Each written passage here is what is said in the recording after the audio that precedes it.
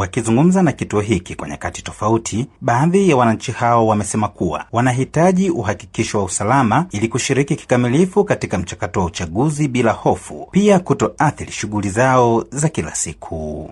Kwa jina naitwa Give Ayubu Skayanga.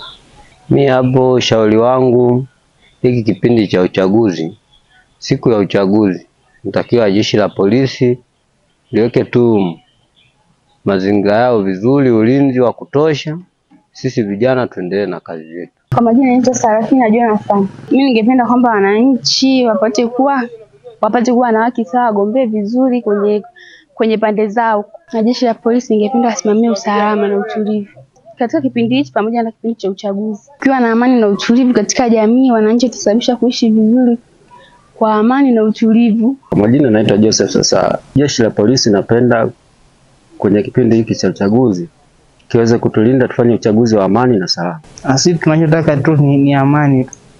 Lizidi tu kuzidisha siku ya uchaguzi ile tu usalama. Pia na katika kipindi cha kampeni tunaomba tu usalama. Katika mahojiano maalum na kituo hiki, kamishna msaidizi wa polisi na mkuu wa polisi jamii mkoa wa Mbeya, Bwana Anthony Haule, amewatoa hofu wananchi hao, akisisitiza kuwa hali ya usalama imeendelea kuimarishwa tangu kuanza kwa kampeni na kwamba jeshi la polisi limejipanga kikamilifu kuhakikisha uchaguzi unafanyika kwa amani na utulivu. Jipanga kwa kila mkutano ambao unafanyika katika mkoa wetu au katika maeneo yetu, kuna askari ambao wanakwenda kuhakikisha ulinzi na usalama katika mikutano hiyo inafanyika bila kuwa na vikwazo vya aina yoyote.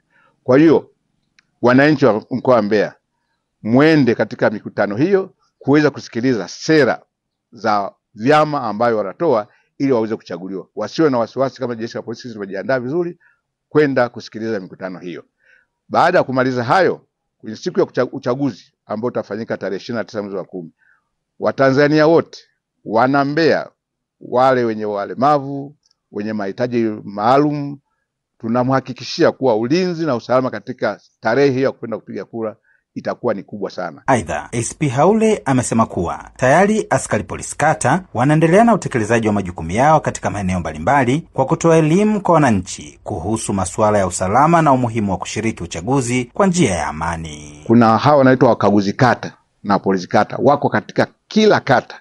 Kwa mfano katika mkoa wa Mbeya tuna kata 179 na kila kata kuna mkaguzi wa kata au polisi kata.